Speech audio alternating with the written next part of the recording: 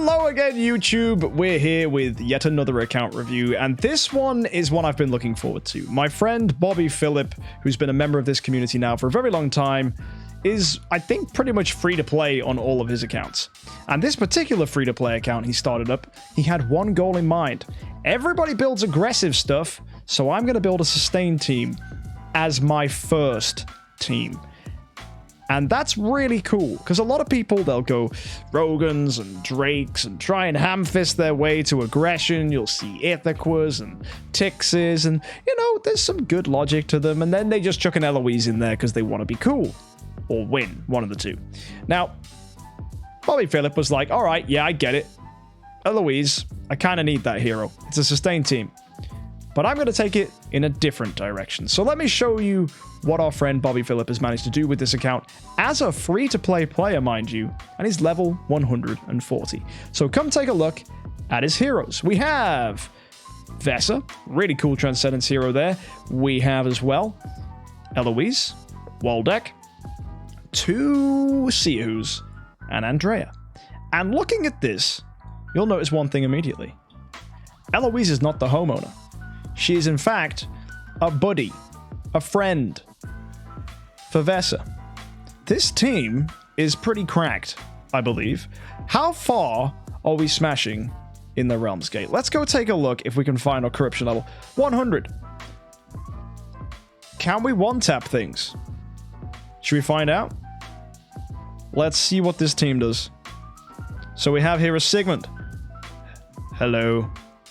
What's the lineup I need? Is it in presets? Oh, it is! Oh, are we going with Void, PvP, or Arc? I think it's Void, right? It's got to be the Void team. So we're not using the Andrea here.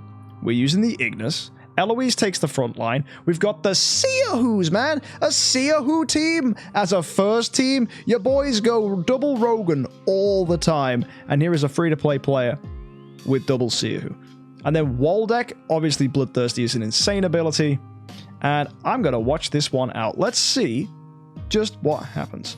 And bosses are sometimes hard, and Shadow is a pain because of Gustin. Oh, I'm not surprised about that. Gustin is a big diddle donk. But looking at this, we can already see we've got a Golden Crown Eloise. We know it's an AMB on the Vesa because we saw that earlier. And let's see what this actually brings to the table. Now, we've lost our Ignis, and that's a good thing because that means we have now control immunity on the Eloise. So even though our lovely homeowner Vesa is getting CC'd, she'll snap out of it. She'll wake up and she'll come keep healing the team. And because the Seahus stay alive, they're going to buff our team as well. So everyone gets a little bit stronger every time someone blocks, which is good. And then Eloise is just shredding this team to pieces. And Vesa is like, guys, stay alive. I got this. This is good. And you might hear so many times people like, oh, you've got to run Eloise as a homeowner, and then Vesa can come in and support. Well, this team's taking a different approach. It's like, no, Vesa's going to be the homeowner, and she's going to be a really powerful support, because Eloise can just do good if you give her a crown, and you slap a Void 3 imprint on her. She's just a really, really fun hero, really strong. And if you're going to build a sustain team, especially for the early game, Eloise is the hero, you better go ahead and run. But the thing that caught my eye about this was the Seahus, because most people would go ahead and run Rogans. That's not the case with this account, and we totally wrecked that wave there. Let's go see how it works against Light. Same thing, same team. Let's go bring it in. And did I say Bloodthirsty? It's Blood Frenzy. Unless someone else was talking about it. But no, it's Bloodthirsty. Bloodthirsty is Waldeck's thing, right? Oh, is it Blood Frenzy? Wait, hang on a second. Now you've got me confused. Right? Now I am confused. Either way, Denny, you've got me. You've absolutely broken me, because I don't know which one I said, and I don't know if you were replying to someone in chat. But either way, Waldex is Blood Frenzy. Okay, good.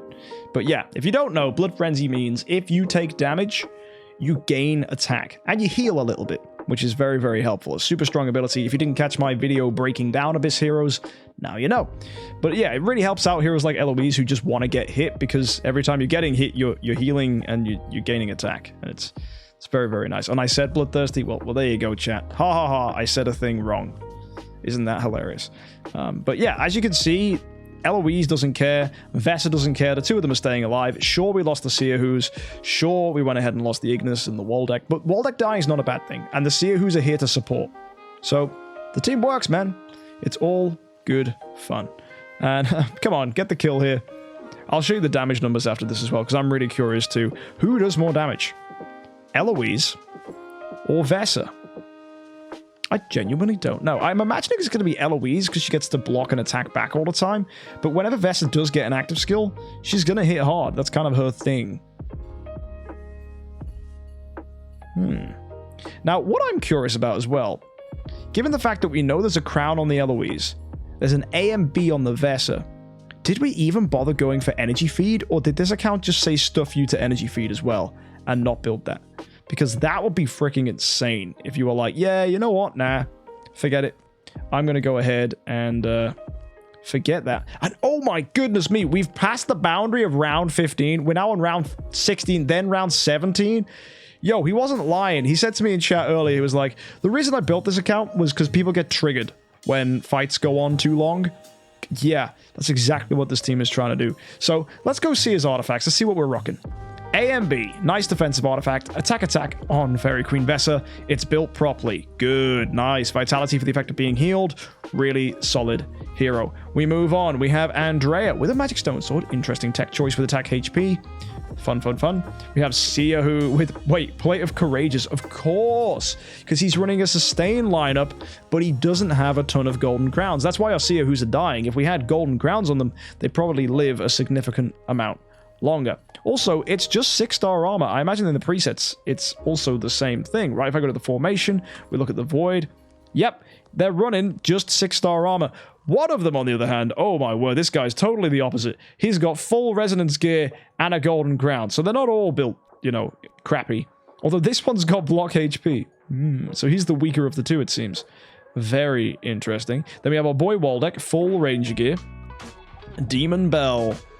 And that's it. Yo, if I'm just seeing a rogue Demon Bell, rest of the artifacts, did you see there on the Eloise, guys?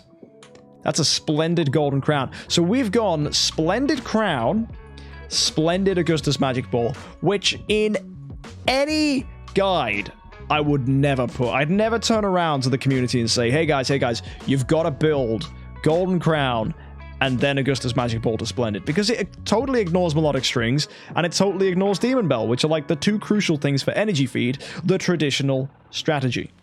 But this account says stuff you to the traditional strategy. It's totally the opposite thing. It's sustain.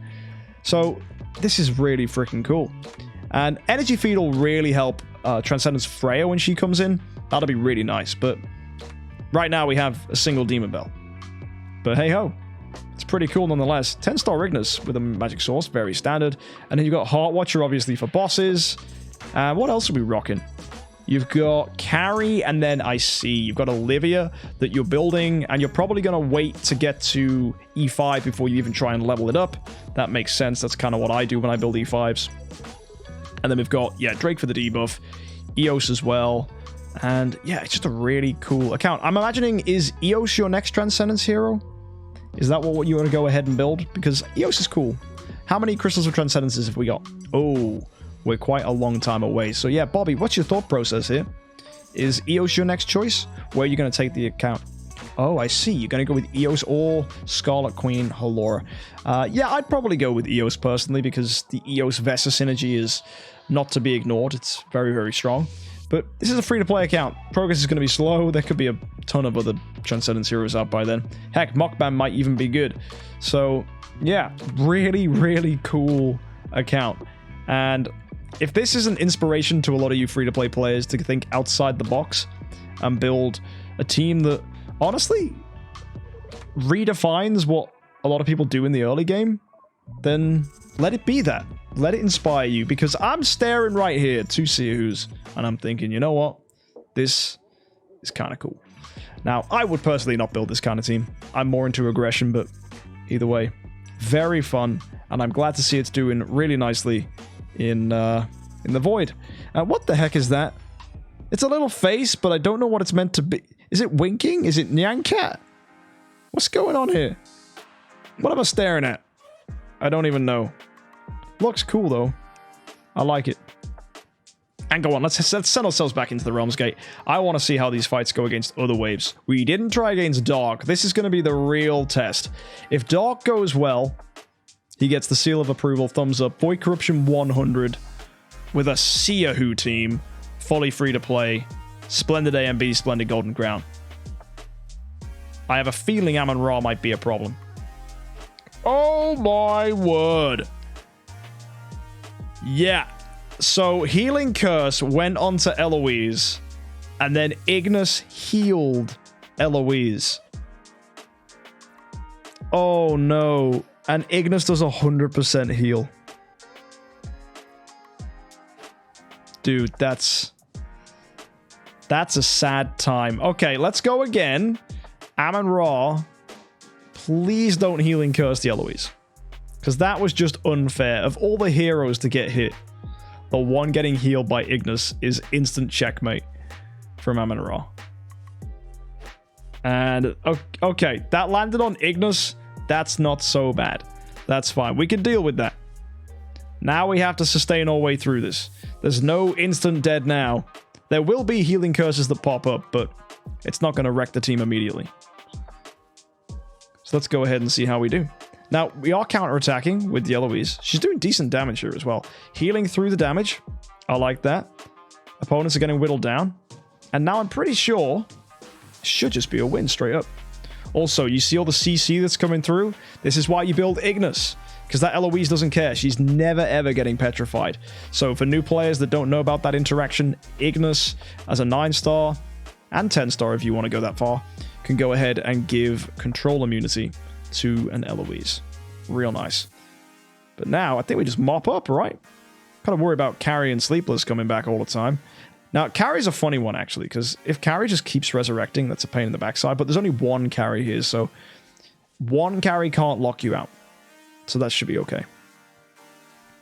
Now, come on. Eloise, get the kill. Please. Oh, my word. Taking its sweet time. Is this going to go to round 17 as well? No, we got this. There we go. Carrie's down. Sleepless is down. And yeah, Eloise massively out-damaging Vesa there, but that kind of makes sense. But it's really funny, right? Because the Eloise, let me remind you, is Void 3. The Vesa is a Void 4 homeowner. That disparity doesn't stop Eloise out-damaging. And that's just really cool to see. So yeah, well played. Let's look at the Void Vortex. That was the last thing you wanted to look at. Unfortunately, we can't. Although, you got some gems here. That's very nice. And how far have you managed to get here in the Void Vortex? Is it your own personal achievements here? We've got to... What does that say? There's a 1 there. Valiant? Oh, so you're at the bottom of Defier. Okay. Yeah, Defier 6 with this isn't bad at all for a free-to-play account. Very nice. I know there's a lot of people here who are also in exactly the same position and don't have this kind of team. They have a much more powerful team. So yeah, those of you that still haven't done your Defier pushes yet, this is a free-to-play account that didn't even bother building a Sword Flash. So, lol. Nicely done though. Really, really cool account. Thank you for letting us take a look at this, Bobby. And hopefully, again, as I said, this is an inspiration for a lot of you folks to come ahead and maybe not just build your usual Sword Flash or Rogans or whatever, and actually look at a really proper sustain lineup with an Eloise. And this is why we've said in the past, you can just go straight into Vesa and make a team work, right? It's good. So I'm not just chatting nonsense when I say Eloise then Vesa is a solid team. We do know what we're talking about. So yeah, fun account. Very nicely done, Bobby Phillip. And I'd love to see it. Either way, folks, I'll catch you in the next one. If you want to catch more account reviews like this or just any other Idle Heroes content, do be sure to hit that subscribe button. And until next time, have a great week and happy idling.